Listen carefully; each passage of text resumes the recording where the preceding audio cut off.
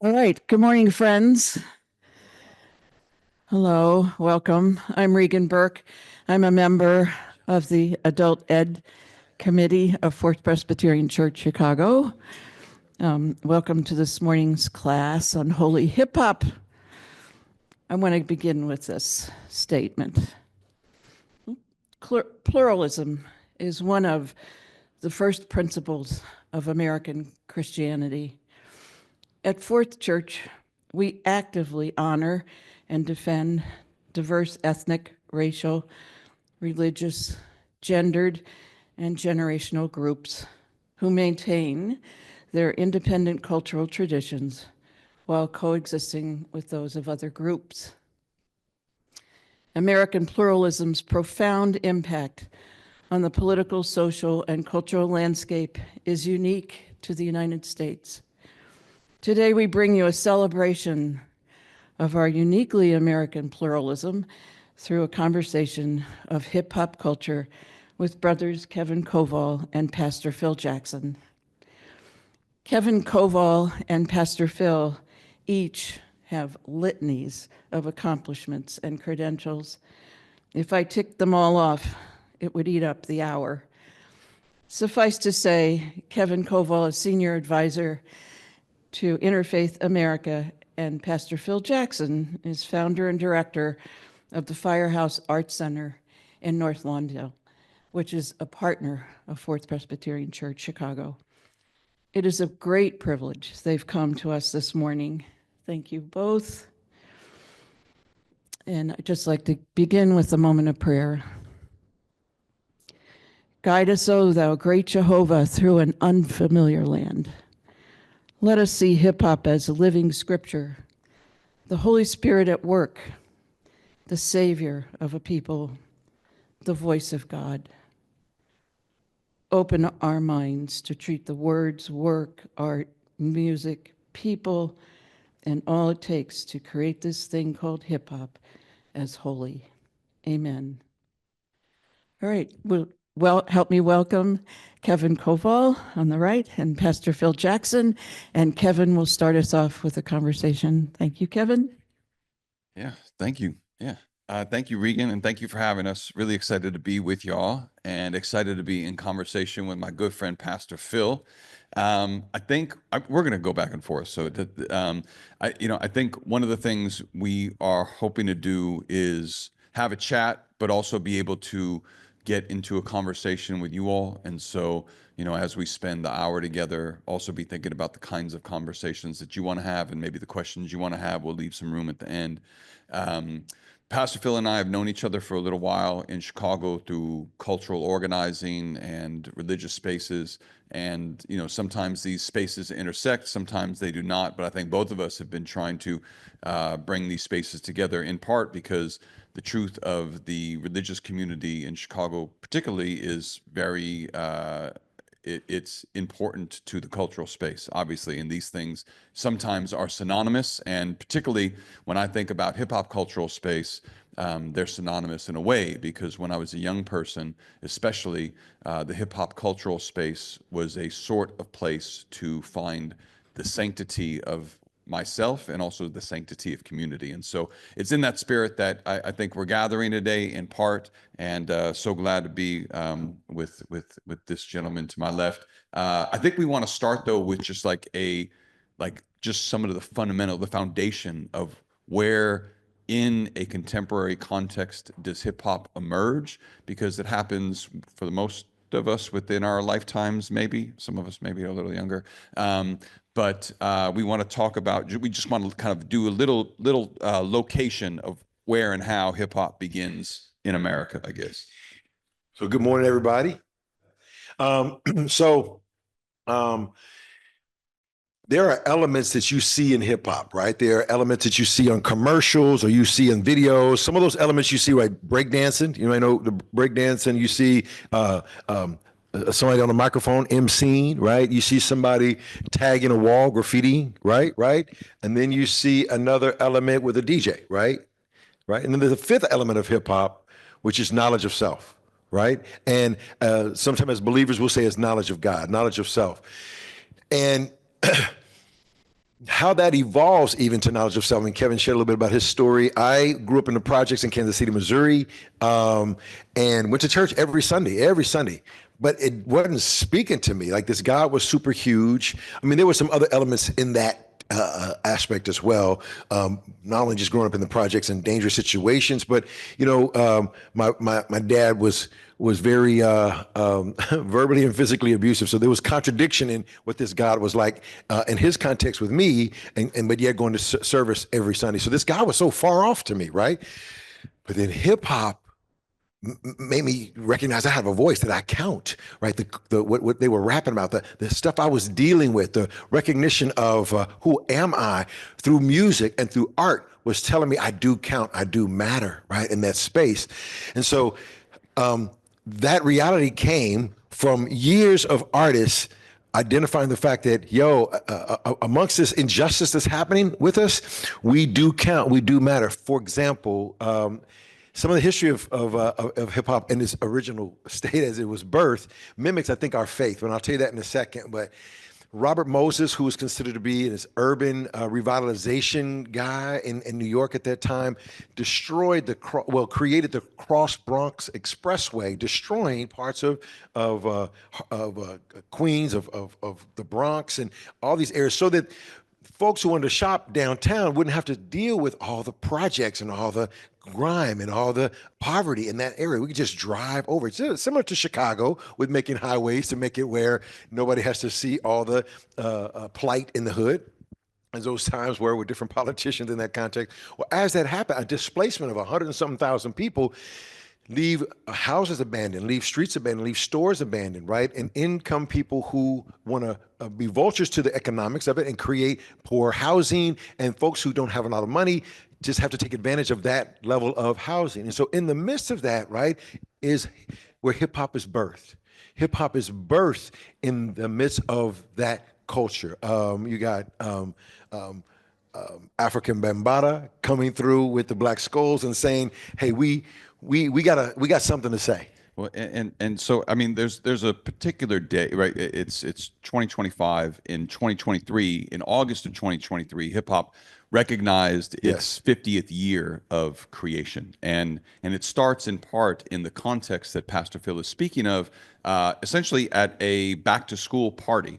Where Cindy Campbell is going back to high school, and she wants, as a lot of young people do, some nice gear to go back to high school with, but she is having difficulty coming up with the money to afford this nice gear.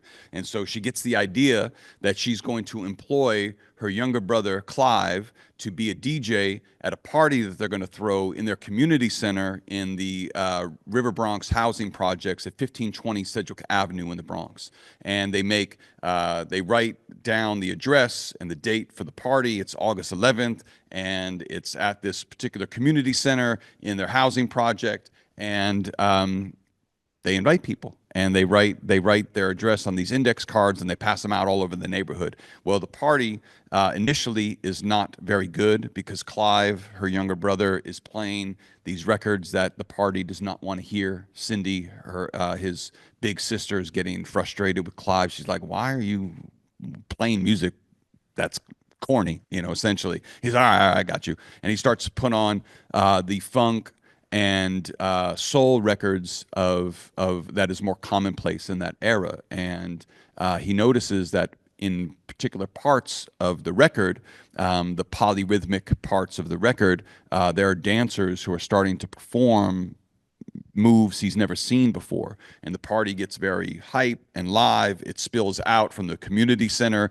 into, there was a community garden outside, a little park connected to the housing projects. And this is considered to be, in some ways, the first hip hop party, in part because it combines both the DJ techniques that Pastor Phil alluded to, the dancing of the breaking and the B-boy and the B-girl, and also Clive Campbell later takes on the moniker of the DJ Kool Herc. That's his kind of DJ name. And at this party, because he's him and his sister and his parents come from Jamaica, from the West Indies, Kool Herc at the time, Clive Campbell, starts to toast a little bit on the microphone, which is a technique he's taking from Jamaican DJs that he saw as a kid. Particularly his dad is a DJ and has a big sound system. And so Clive begins to just toast over these, these funk and soul records, just little couplets, essentially, like, yes, yes, y'all, and it don't stop. And these become the early foundations for what becomes essentially rapping or rhyming over these breakbeats. His partner, a guy that he used to throw parties with, Coke LaRock, was immersed in the poetry and the literature of the Black arts movement. And so Coke LaRock, again, his nom de plume, not his government name, is taking notes from Gwendolyn Brooks and Mary Baraka and Nikki Giovanni and Sonia Sanchez, and he's beginning to then populate this toasting that he's seeing Kool Herc doing, which is a Jamaican party DJ trick to keep the crowd engaged. He's extending these toasts into full-on rhymes that become essentially the prototypes for rapping. And so I think it's important for a lot of reasons. Like, that story is significant because it's really about a story of migration, which is another way to say that it's a story about the diaspora, which is another way to say it's a story about the African diaspora. And so a lot of these techniques you'll find throughout time in a lot of ways. The ideas of keeping a center around a drum is something that is historic. To keep a people's history or to keep a community engaged via orality is something that is historic and not necessarily even unique to the African diaspora per se, but something that you'll find commonplace throughout time. And I think that those to locate it specifically and then to think about the diaspora is interesting. Yeah. And the reality is with Kool Herc, or aka Hercules, because he had these big old speakers he was carrying around, nobody was saying, hey, we're going to do a hip hop thing. It was like, yo, we're in pain. We broke. We have no money. Nobody's coming to save us. We got to do this ourselves. And so out of nowhere bursts all these, I mentioned these four elements, and the four visible elements we recognize, and the fifth element of knowledge of self, because it came out of an organic space. It didn't come because we're going to make commercials and sell Coca-Cola. We're going to sell tennis shoes. It came because we have a voice, we count, we matter, and nobody else thinks we do. And in the midst of that, right, comes mimicking ancestral connection of, hey, we were captured, we were brought over here. They're going to take the ham out of the pig, and we're going to make other stuff out of it and still eat and survive. That level of organic survival continued to perpetuate itself from the diaspora all the way into hip hop in those spaces. Oh, the mics. Yeah, my bad. So you find then artists evolving through Kool Herc's parties, and these very significant parties that became so classic on Sedgwick and Cedar, right there in the center in New York. And there is kind of a birth of the transfer of impact in this work. So the dancers, the break dancers, right, they break to the beat of the record. We could go further into it without trying to get it mucky, but there's poppers and then there's breakers. There's two different types of styles and where they were also located. But you find there was a beef between black and brown folks, and tension rose and gang activity rose in the midst. I'm cutting the story to the chase a little bit. And through the breakers' efforts, black and brown breakers, they dissolved that beef. They resolved that through the gift of dance. How did that come about? It came about because somebody said, let's have a party. Here comes a DJ. And organically, the tool that brought organically together created a tool to bring peace. But what's crazy about hip hop in some respects is that nobody gives it its value in the healing force it is, in the significance of meeting people right where they are to take them even where God would have them to be. It is only looked at as either rebellious, anti. It's only looked at in some broader scopes of insignificance in its. But we cannot not we cannot not see hip hop. Hip hop's everywhere. You cannot avoid it. So in the same midst that there's some tension on one end, hip hop's going to still stand its place. It is going to always say, we count, we are here, and it's going to be in a raw and authentic space. So I could add one more thing. When we look at our faith, right? We look at God putting on flesh, as they talk about in John chapter 1, the incarnation of Christ, right? That he came and pitched his tent among us. There's a difference between incarnation and relation. Incarnation is, I'm at the club with you. I'm here at the club with you. I may not be drinking as much as you're drinking. I'm with you in culture. Relation is, I'm with you after you come back from the club. I'm not going to go that far. I say that because what type of God comes from heaven to earth? In our tradition, without getting into the muck and the mire of our own human condition. You follow what I'm saying? Hip hop was birthed in that same kind of context. It was birthed in the sense that it was in the human condition, in that trauma, in that hurt, in that injustice, and was birthed in the midst of that. So there is some glimpse of it. We can go deeper later of how that spiritual transformation takes. No, I just want to pick up on the part about the performance of violence, because I think that that's significant. And so, I think to Pastor Phil's point, hip hop in an American context is made by and in Black and brown communities of young people. I mean, Clive Campbell is a teenager. Sidney Campbell's a teenager when this cultural force begins, and it's ran and determined by young people. A kind of like an analogy would be, I don't know if as a city we necessarily understand how to engage young people ever, and particularly in this moment, when we are kind of continue to criminalize and make curfews for young people, and we aren't necessarily versed in the colloquialisms, the vernacular, or the struggles in which they're dealing with on a regular basis. Hip hop, in a similar way, 50 years ago, was also criminalized because it was gatherings of young people, young Black and brown people from communities that sometimes transcended street organization lines that the city was nervous about them crossing. Hip hop's response to that, to Pastor Phil's point, is something that, as a religious studies aficionado who kind of is constantly doing comparative religious work, I find compelling, because the indigenous folks in this country had a practice similar. They called it the nothing fight, or that's an English, abbreviation and appropriation of a indigenous term. But essentially, Pastor Phil was saying that, street organizations, or more commonly called gangs, were coming to the parties, and hip hop employed then these strategies of the performance of violence rooted in cultural practice, dance, rapping, even DJing, graffiti. And rather than people being hurt or worse, they left the party or the jam performing this violence, performing this aggression, but they left the party unscathed. Yeah. And so I think that hip hop is deserved of a Nobel Peace Prize for a million reasons. And one of them is because it has taken the aggression and angst and turmoil and misunderstandings and the wrestling that young people go with universally, and then specifically then tie it to communities that are, have been disinvested in historically. And it's employing this strategy of, which is King, Gandhi, maybe Jesus-like, and so I think that that's an important contextual element too, to understand that this tradition of battling, which is the performance of violence, is actually about the cessation of violence.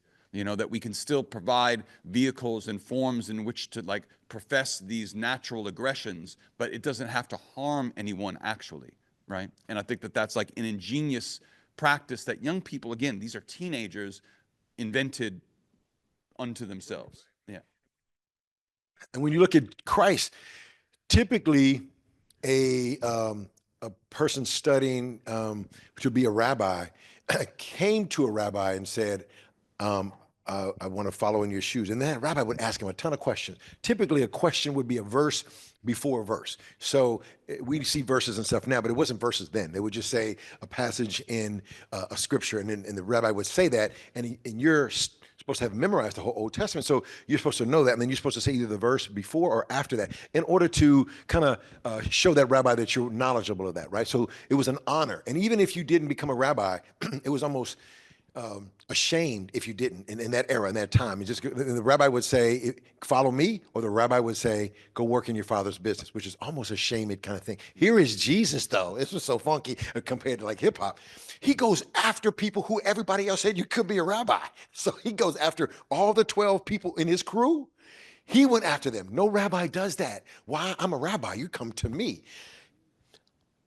I'm a rabbi. I'm coming to you.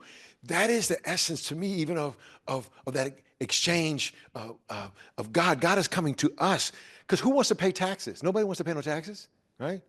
Oh, y'all want to pay taxes? Okay, this is a different kind of church here. A different kind of church. It is a very nice church. Hey, nobody wants to just be real. Nobody wants to pay taxes. When nobody wants to really, in some essence, really come to God and be exposed with all of our mess. That's why God comes to us, because he said, I got your mess. I got you. I got your front, back. And you know what? I'm going to walk with you with your mess until your mess is where I know you can live on purpose. Hip hop says, I'm in the mess, baby. I'm with you. And so the beauty about it is that the voice and the organic move is not hindered because of the mess. Sometimes people are suspect or they pre-qualified because they're coming to church like this, or they're pre-qualified by something else, or pre-qualified by where they live or what they don't have, right? And so therefore it creates a judgment that hinders the value of who they are, right? And in the context of God meeting us right where we are, hip hop does the same thing, and that's the beauty of it. And artists rhyming years and years and years, 50 years trying to say, yo, we count, we are here. And when that counting becomes codified and economically hijacked, then it gets diluted and watered down. And then you look at this culture with a disdain in that context. No, so I mean, this is a question for Pastor Phil, because my area of expertise is not the church. I was raised Jewish, and we'll talk about our own stories in a moment, but hip hop led me back to Judaism in a lot of ways. My understanding, though, of like early Christianity, Jesus being a Jew, by the way, just want to put that out there. Thank you. Is it, I mean, look, I don't know, facts are facts, and is that this, like, similar to the way the word was spread then? I think hip hop proliferated outside of the Bronx and the boroughs of New York in a similar way. And what I mean by that is that I first encountered hip hop via tape and also via PBS in the early 80s. There was a documentary in 82 that came out, Henry Chalfont's Style Wars, that was about early graffiti writing in New York. And then also there was albums like Grandmaster Flash and the Furious Fives, The Message, and of course the Sugar Hill Gang before that. But the word was being kind of leaked via New York cousins, or people would travel with like cassette tapes that some of y'all remember from New York, from mix shows that the late night radio DJs would play, and it would make its way around the country. And you would hear something that you've never actually heard before. And that word, that like leaning in, or the leaning forward into like the visual aspect of the culture or the dance, or hearing something on the radio or on a boombox via a cassette tape, you felt like you were being essentially ushered in to a new space. And that early community of hip hop practitioners was very small in a way. Like there was a time in Chicago, and this is like mid 80s to the late 80s, where you could see who was practicing hip hop because of the way that they dressed or moved or talked or like spoke to one another on the bus. And you were so starved for that shared information that oftentimes like that would be enough of a greeting sign to go up to somebody and be like, yo, you hear that new Schoolie D record or whatever it is? And that's the way I built a community here in Chicago, riding the red line looking for graffiti writers. And so early on, because I'm curious as to how, like, what did the gospel mean? What was the word that was being passed and transcended in the ways in which it was, from what I know of the early days of Christianity, seems to be like the technologies were different, perhaps, right? But the word was being spread, the good word was being spread into communities so people could, as you say, like kind of recognize not necessarily like the God on high, that true, but also the God of self and the God within the community. And to me, that's what hip hop as a early and maybe more pure culture was also about, is that hip hop was coming from the margins, but the word was that you, regardless of who you are, regardless of your circumstance, are of value in a society that might not tell you that. But because you are a person, that means that you have value, and hip hop will welcome you into this cipher. And so even the community structure of hip hop, KRS-One, who's one of, I think, our collective favorite MCs, that being this is the name of a rapper, KRS-One. His real name is Chris Parker. KRS-One stands for Knowledge Reigns Supreme Over Nearly Everyone. He's a rapper who was homeless as a young person, began developing his skills as a poet inside of men's shelters, in the Bronx and Brooklyn in New York. And he says on a record in 1995, he says, that's why we, meaning hip hop cultural practice, is building in a cipher. And we'll talk about the cipher in a moment. It's the radically egalitarian and democratic space that hip hop structures itself in, essentially like a circle, or like this plane here where we're on the same plane. He's like, that's why we build in a cipher. You'll hear me, kid. The government is building in a pyramid. And so like that, like hip hop's early and continual societal structuring is counter to the hierarchy of both capitalism and some might even say institutional religions, perhaps. And I think like that democratic nature of hip hop as a cultural practice is what certainly like lured me in. And I think what lured now going on 5 generations of young people who have not necessarily seen themselves at the center of society in to be counted, be seen, and be heard. I mean, the reality of Christ as a rebel in that context, right? He was coming through saying things. Hey, you heard it said before, don't kill your brother. I say if you hate your brother. Oh, wait a minute. You're talking about even if I mentally hate this person, you've already committed murder. So he was going at a different level of the heart. People could pretend to be nice and pompous on the outside, right? But on the inside, I can't stand that person. How are you, George? And all of a sudden, Christ is saying, no, that's what I'm trying to get at. I want your heart to be right. So in some regard, that's that rebellious, rebel kind of way, as well as just countercultural of the institution of Judaism at that time, and how folks banked on that level of structure and that level of control, and he was always against that. Many times in the text, they talk about they sought to kill him, but they couldn't find. He threw his hoodie on. He got out the crowd, right? He got out the way. Various situations where he talks about John the Baptist, his cousin. He said, "Look, y'all didn't think John came from God, and he stayed away from everybody and lived in sackcloth and ashes, and he only came out to preach. You call me a glutton because I hang in the clubs and I'm with sinners and tax collectors. Like, here's a man who was godly. You didn't say is godly, and here you call me a glutton, and I'm hanging with real people." It was always that confrontation in that spot. And you have ebb and flow of the Black church that at one point was in some serious stance against that world. But I don't know, it's diluted to me now in a lot of different ways. Being in ministry 38 years within the African-American context, it just seems it's not as potent. But that's a whole nother conversation of the day. But the reality of a voice to say something, those voices got killed. Those voices got shot down, whether it's King or it's Martin or Medgar Evers, even kids who were looking at it, projected the woman lied that he looked at her a certain kind of way and was killed. Hip hop subversively comes in and says the exact same things, right, in a controversial way, but in your face, but yet through rhyme and through poetry, and yet it's challenging in that space and creating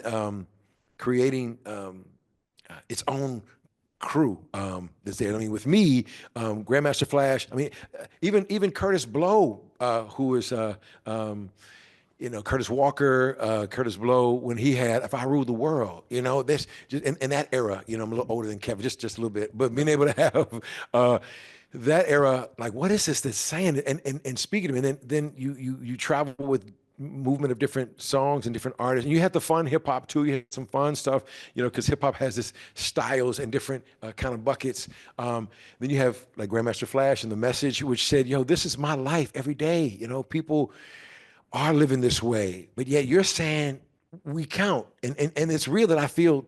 Don't push me because I'm close to the edge. I am close to the edge. Man, thank you for recognizing I'm not crazy because I'm feeling close to the edge. We got no food, and Salvation Army is bringing us some food, but it's nothing we ever ate in our life. Who eats these things in that context? Yeah, I mean, yeah, hip hop, I think, articulated what so many people were feeling and went unsaid, and certainly went unsaid in, I think, cool and fresh and innovative ways, which is not to say that hip hop doesn't have antecedents and predecessors, because I think, I mean, even what you just said, and it's not a throwaway. It's interesting. It's like hip hop has everything to do with the Black church, because I think a lot of the notes that early MCs were taking were from, of course, like James Brown and George Clinton, but they were also taking notes from their pastors and their preachers on Sunday morning. And it's also no happenstance that, of course, we're talking in Chicago, where there is a tradition of sacred and profane music coming together in really profound ways. And that is, again, part of the African diaspora and Black folks' contribution to American culture. But in this city, Thomas Dorsey was taking the music that was happening in jazz and blues clubs on Saturday night and beginning to infuse it into the spiritual and sanctified space of the church on Sunday morning. And that's where the modern gospel songs come from in this city. And I think that that's significant too, because, even Curtis Blow is now a reverend, right? And so I think, like, as hip hop also ages, and now going on, I mean, hip hop's lost a lot of people, but I think that hip hop is also wrestling with how it survives into adulthood and how it survives into getting older and older too. And I think it's wrestling with questions that we always wrestle with. The clash when it comes to understanding the culture, message-wise, I think when you look at church, right?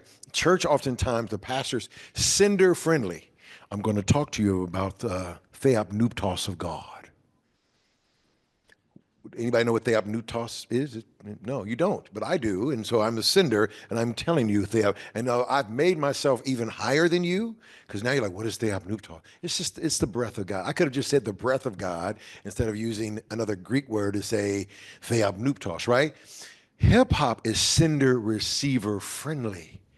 So an artist is not going to send something out there that they're not also catching themselves. Right? That's what makes it so heart-wrenching when an artist is saying, as one artist we talked about a minute ago, Karis One, says, rappers rap for what's mostly illegal.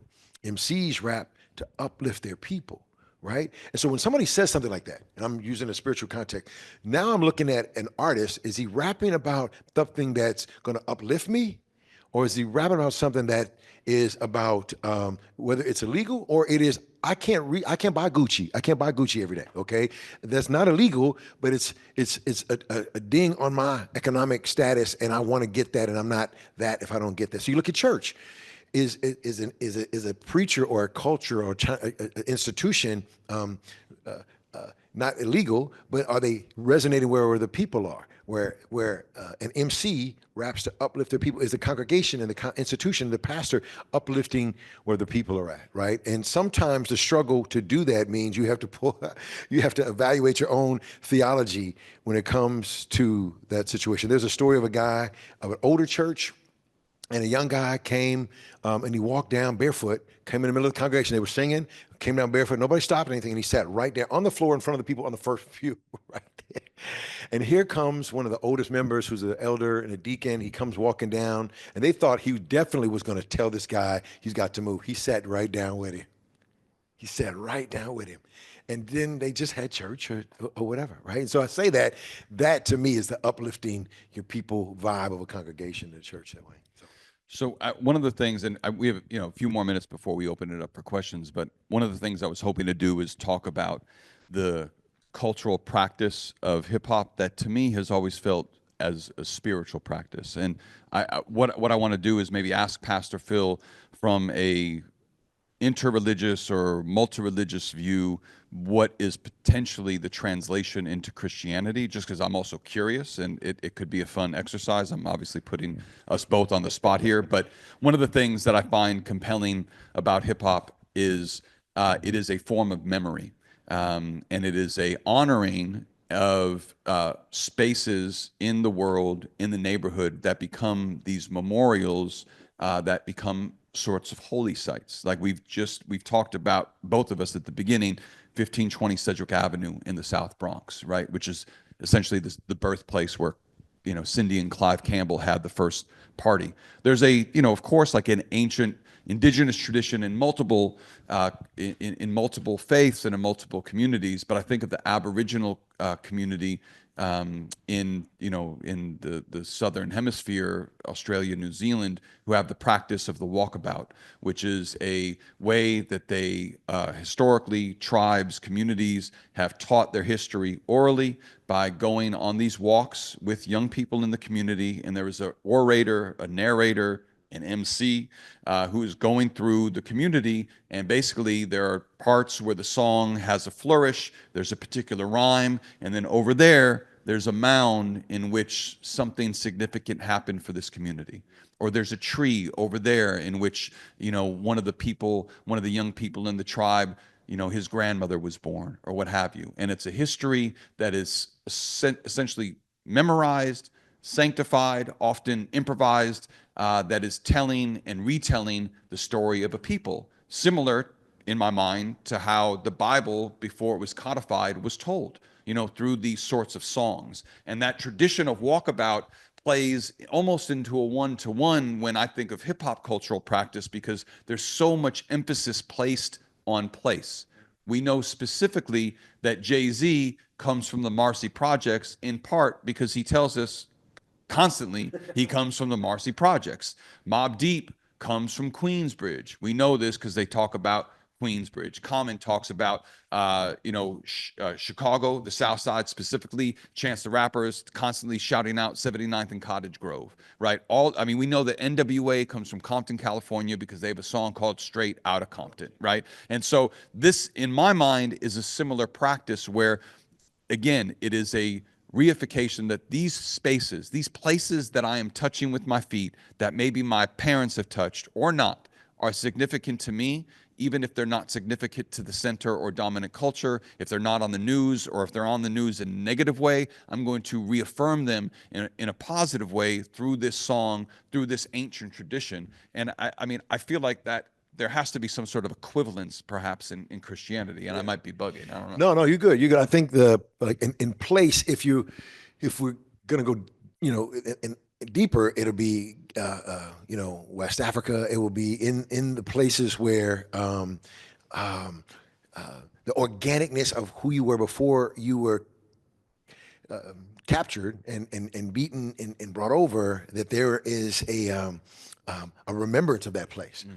You find some of that mimicked in slavery, where they had the ring shouts, where they were just caught up in the street, and they were in circles, and they celebrated that freedom that was not there, but right there at the same time.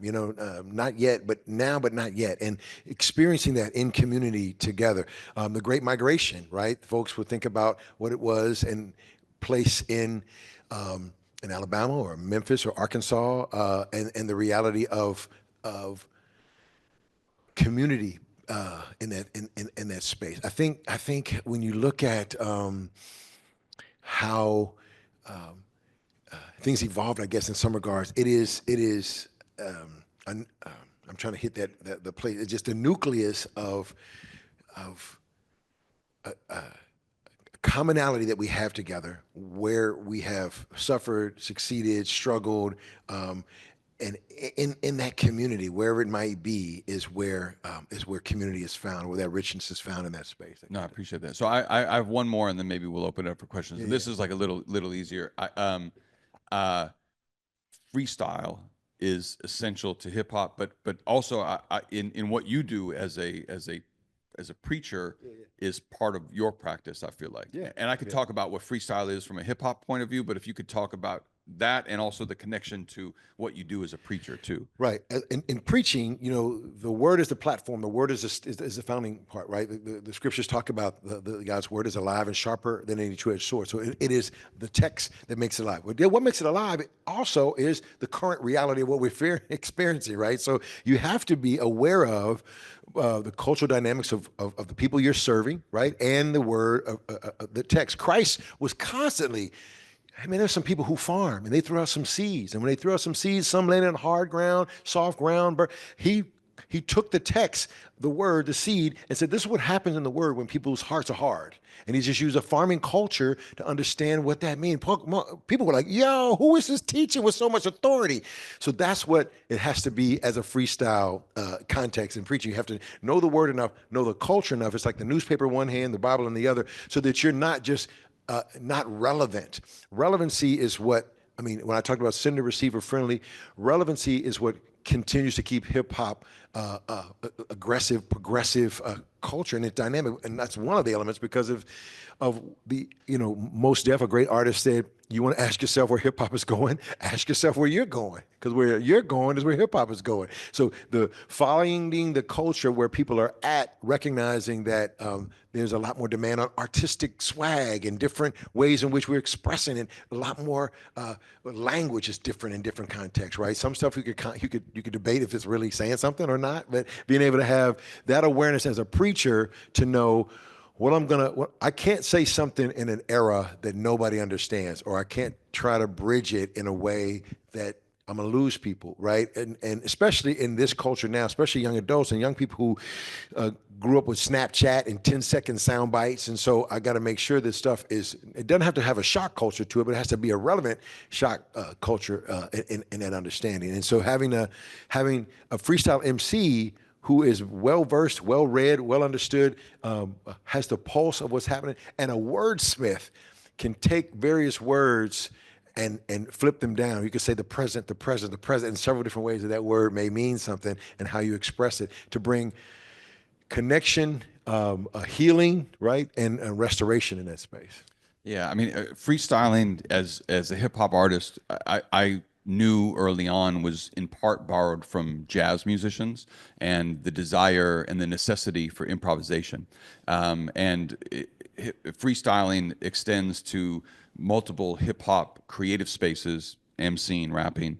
The dancer, when they get on the dance floor, has an idea maybe sometimes of what they're going to do, and they also react to the crowd. They also might react to their opponent. They might react to the condition of the floor. And so there's elements of freestyle or of improvisation in all of these elements. That felt to me in part like a few things from religious spaces. One, that the preacher is leaving room for divine inspiration sometimes in the moment, right? And so you come with notes, maybe, you come prepared for sure, but you also allow yourself to be moved in the moment. And as hip hop for me personally was bringing me back to my own religious or spiritual practice as a Jewish person, I started to investigate the mystical elements or components and histories of Judaism, which are very much tied to a pluralism moment in southern Spain in the 1200s and 1300s of the last century, right before Jews were expelled from that part of the country. But there was all this conversation between Christian, Muslim, and Jewish mystics. And there was a Jewish mystic named Abraham Abulafia, and he developed a meditation practice he called Hespededuth, which meant that he wrapped himself in his talis or talit, like the scarf or the holy garment that rabbis and clerical folks wear. He would wrap himself in the talit and have a improvisational conversation with God. And I started to take that practice. I'm like, when I read that, first of all, I was like, why is this hidden from me as like a younger Jewish person? I thought this was incredibly fresh. But also, it reminded me of the best hip hop ciphers, creative cultural spaces, freestyle, improvisational rhyme sessions that I had been in with other rappers from around the country who were also trying to speak to something that was greater than themselves. And so that practice of freestyling or Hizb Deduth, you know, to me connected, but also reminded me then of what I was learning and continue to learn from Buddhism, is just the import of trying to be present and to be engaged in the process of flow. And so to be here now is a hip hop cultural practitioner imperative, because if you're not here, you're going to mess up, right? Or you will just repeat or recycle stuff that maybe you've pre-scripted, which is a sort of no-no in hip hop cultural space.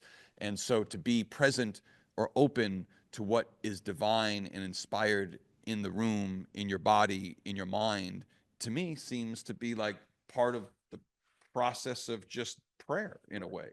And you've got an evolution of Christian hip hop artists, if you want to tag them that way. I just say they're Christians who rap. I mean they rhyme. You know, it's not necessarily that be tagged in that context. But at one point they were super cheesy. They're rapping about stuff that doesn't relate, because the industry, Christian CCM, contemporary Christian music, would say this. This is what they would say. They would say, we would rate a song based on how many times Jesus was in the rotation. It was called Jesus per rotation, JPRs. Yo, so if I say Jesus, Jesus, Jesus, the whole song, am I going to be the #1 song in the whole thing? Like, what does that mean? There's a guy who was on the board of CCM who said this is how that's why earlier on, even Christian hip hop artists we had some guys who were pure hip hop heads. They were in the ciphers battling, and they found a connection in their faith to rhyme it in the same way. But they knew the label that they were going to try to be on, or independently, it might not have gotten played. So they found a way to say something else, and though nobody knows what Romans 8 is about, they're gonna say Romans 8:1, and they're gonna rhyme that. But like, what's the people that listen? What's Romans? Are we in Rome? Well, they don't have a context. So then these same artists on another album, several of them, would rhyme from a pure hip hop perspective. They had one song, one artist had. Ain't nobody dying but us. That was a context that we the only ones dying in the neighborhood. Nobody saying nothing about it. Well, that label said, well, we don't really know how to sell that because we want to be good, comfortable Christians, and we don't want to talk about these things. But that's not hip hop, man. That's not hip hop. So early on, Christian hip hop had this clash. Well, I'm up here working with young people in the 80s, trying to get them to understand and rock. Like, no, I'm not going to listen to that. So we would listen to the most rawest context. That really means something to me, until artists evolved. Corey Red and some other artists came out, like a Christian Wu-Tang crew called Cross Movement. And their stuff was sometimes hyper evangelical in some regards. It was sometimes clash with folks. And now there's a lot of artists now who are trying to say, a lot of local artists and a lot of national artists that are really trying to say something opposite and opposed against whatever label, whatever event they would go speak at or rhyme at. They're saying what needs to be said in a lot of different spaces, which is resonating in those spaces, to be that sacred kind of prayer. Because I'll listen to Nipsey before I may listen to somebody else who's a Christian artist, because they're not saying nothing that's a prayer to me. I'm going through this right now, and I need to know that it's going to be okay.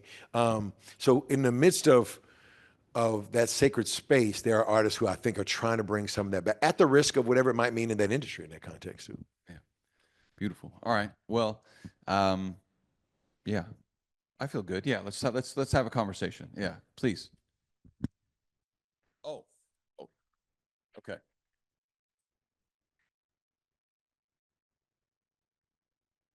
Thank you for this introduction to something I know nothing about.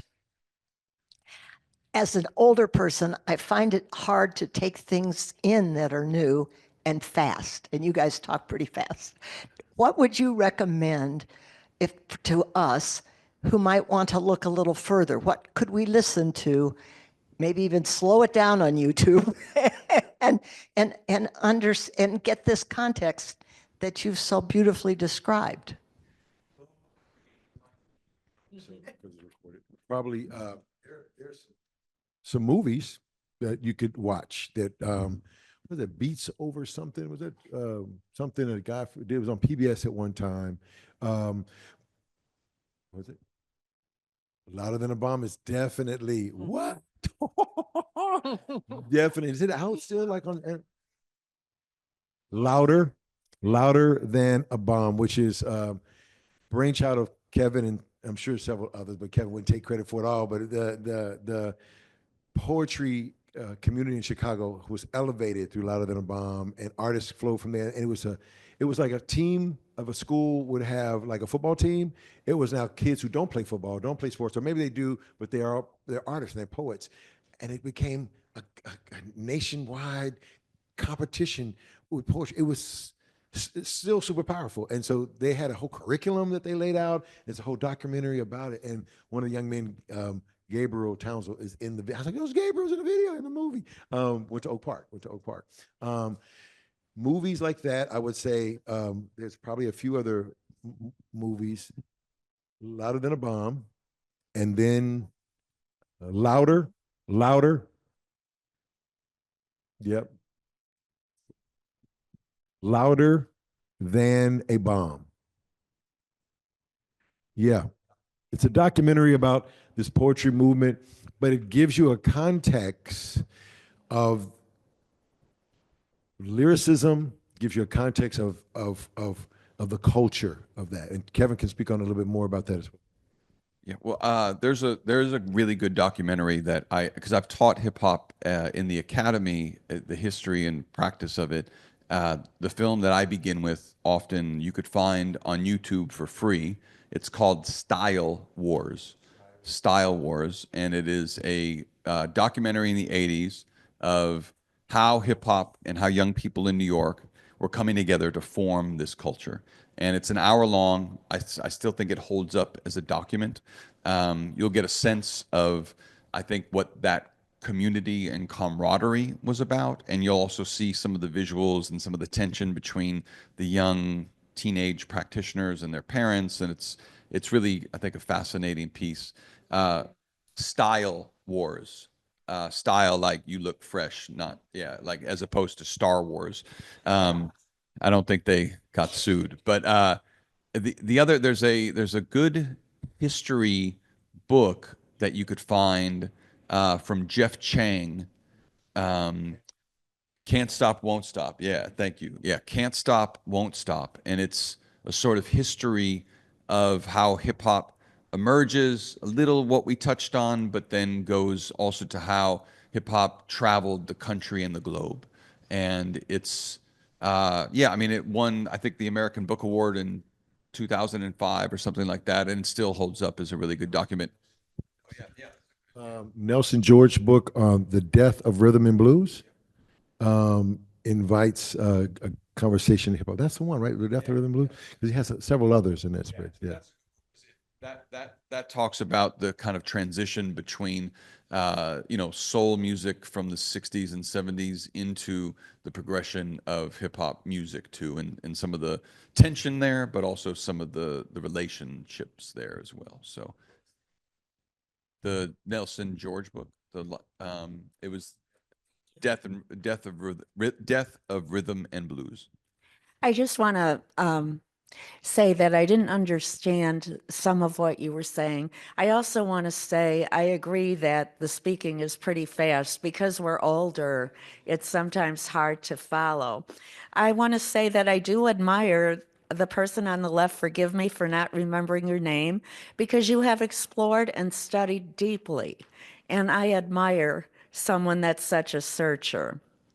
Now, I think I understand that you are trying to give acceptance to people who don't have that acceptance and put it in a Christian Jewish context, Judeo-Christian context.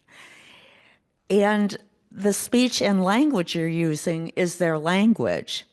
Now, I see that though, and this is just my feeling, as an interim step.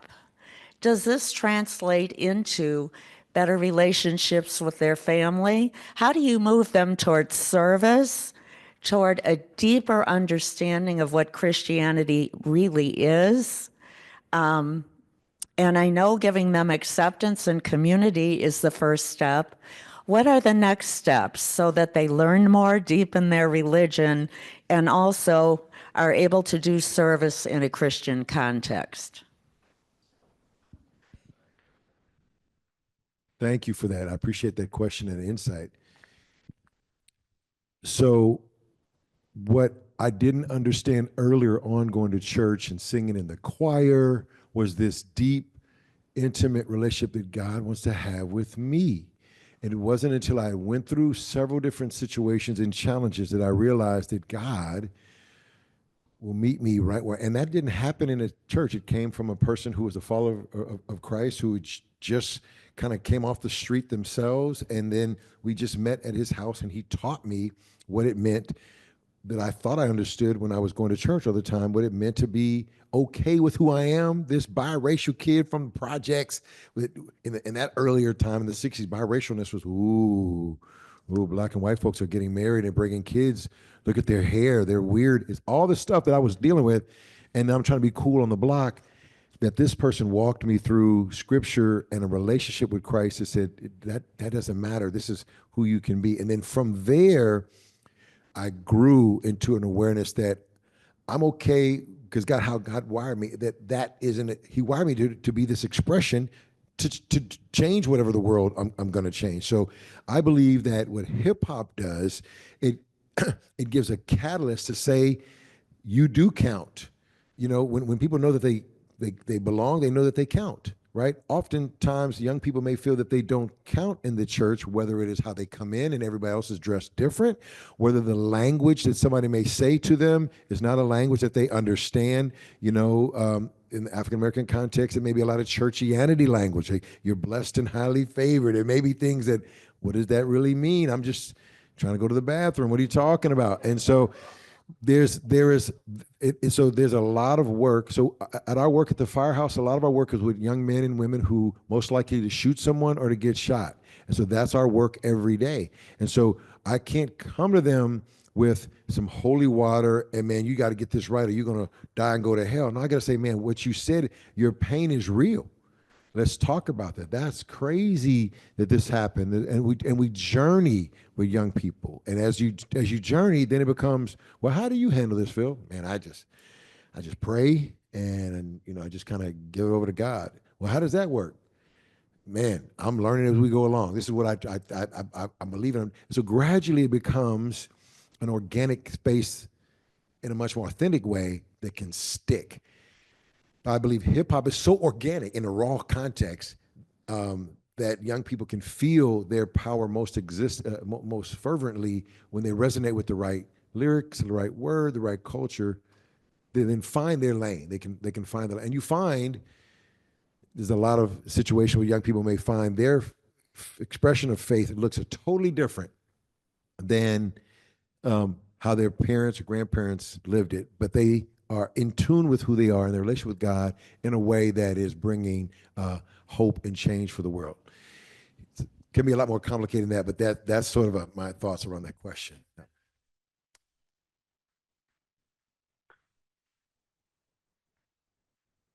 There's, I don't know what the result of the prosecution is, but, you know, the DA in Atlanta has been going after a group that that recorded a bunch of stuff that I don't know whether it was hip hop or rap or both.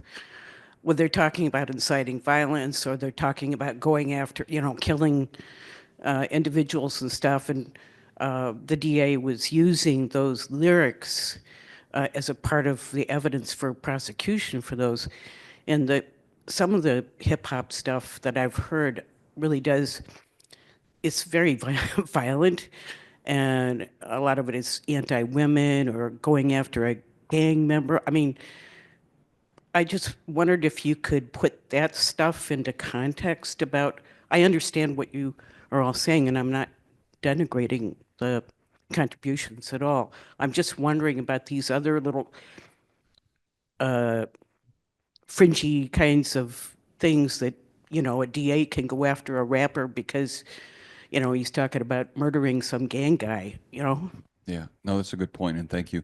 There was a time, and you know, maybe we remember it in the early '90s when a West Coast artist, Dr. Dre, who's now a billionaire, put out a record post breakup of a group that he was a part of that was highly political and also controversial for some of the reasons in which you're speaking, but put out a record called Nothing But a G Thing. And this was the first time that hip hop went to the commercial top of the commercial charts. It was #1 on Billboard. And that record made that record company, not owned by Dr. Dre nor anyone who came from the neighborhood that Dr. Dre was in, essentially wealthy white executives, made them millions and millions of dollars, that record, in part because that album was talking about what the community, or at least what Dre thought in that moment the community would want to celebrate, some of which was what you speak of, some of which was drug and alcohol use. And the record companies, I think, got hip to that commodification and commercialization of that articulation. And so they invested at that time millions and millions and millions of dollars into a segment of hip hop cultural practice and articulation, as opposed to so much of what was happening in the culture at that time.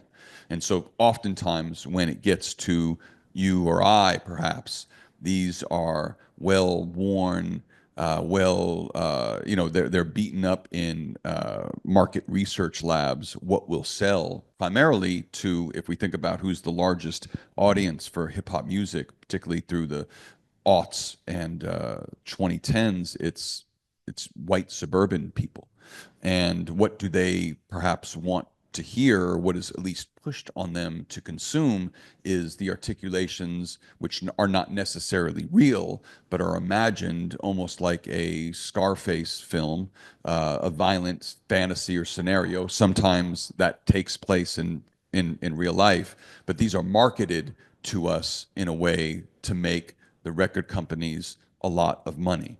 It doesn't mean that folks aren't using the reportage that comes from realist portraiture in, rapping, emceeing, and poetry to articulate what's happening in those communities. But I think sometimes we have to understand what is at play in terms of how we consume it and how it's marketed to us, and what the record company is choosing to get behind and push, rather than the hundreds of thousands of expressions that are perhaps counter to that expression, that might articulate a broader spectrum of what it means to be a young person in a particular place, that, Pastor Phil gets to hear on a weekly basis, that I got to hear from young people all throughout the city in poetry, that isn't about violence or the degradation of women. It's often counter to that, but those articulations are not marketed to us with millions of dollars behind it in a way. Artists we work with, you can go back to the question. We work with who was powerful and was asked to sign a label, but they said, what kind of women do you like? Do you like women like this? He said, I like regular women. They were trying to get him to rap this stuff you're talking about, but he was a conscious MC. He wanted to rap about uplifting the people, and they wanted him, what kind of liquor do you drink? What kind of cars do you like? And they wanted him to rap about that because that's what they wanted to push you to.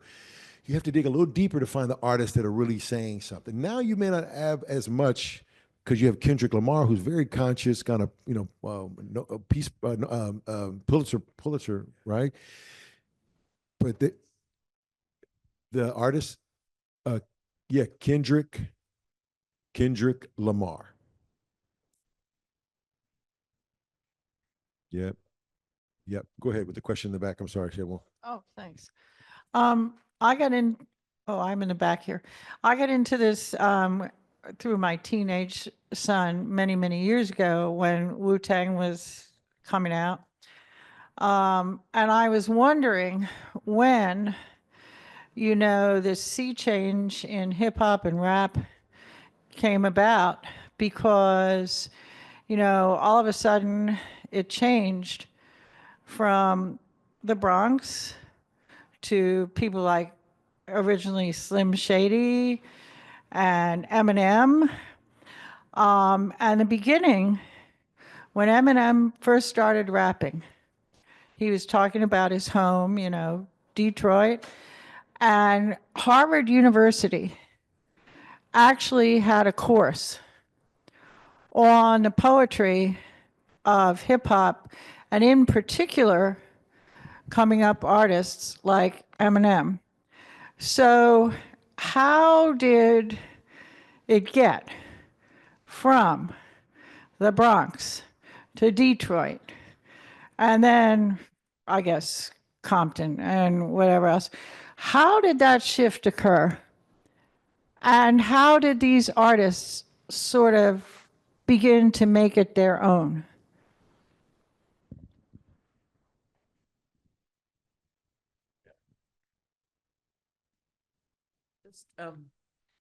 Maybe. Okay, maybe we could, Kevin and Pastor Phil could talk to you afterwards. I think at the beginning, Kevin kind of answered that, right? It's kind of like the gospel, like Jesus, word of mouth. I just want to really thank Kevin Koval and Pastor Phil Jackson for this morning. It's really fabulous for me to hear. But before we thank them, Pastor Phil and I, we are on a billboard in Times Square, New York, because of Kevin Koval. And maybe you could just mention that in case anybody's in New York. Yeah. It's they're both very sweet to be our models, but Interfaith America, the organization where I work at, we have an ad in Times Square right now that is about pluralism. We really feel like, one, we want to offer a different model than is being discussed, publicly, politically now. Like there's a lot of furor around the mention of diversity. And so, we believe that pluralism is something that is inherent in this country and really the best of all of our religious faiths. And so it's an ad about pluralism simply being that we are, as a society and as a democracy, better because of our diversity. And so we went around the city to take video portraits of some of my favorite Chicagoans, and both Pastor Phil and Regan meet that mark. And so they're like 4 stories in Times Square right now through the month of June, which is great. Yeah. In case you didn't notice, I'm like the old white lady with the dog, maybe, if the dog. Yeah, the dog. Yeah. Of course. Thank you very much, Kevin. Thanks, everybody.